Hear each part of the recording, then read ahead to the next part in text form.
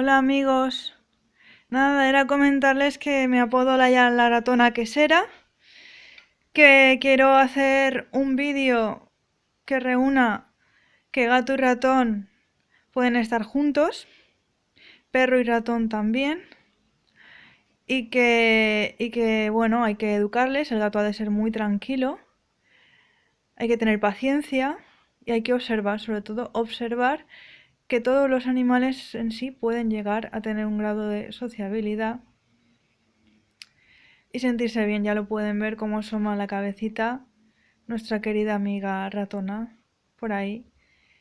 Y como el gato pues también está con nosotros relajado. ¿Vale? Entonces lo que les quería decir era eso. Y que bueno, iré subiendo más cosas al canal. Porque me interesa que sepan que pueden convivir juntos y sobre todo que ratones son animales muy limpios. ¿Vale? Muy limpios, ordenados, aseados y que yo nunca he llamado a las casetas jaula.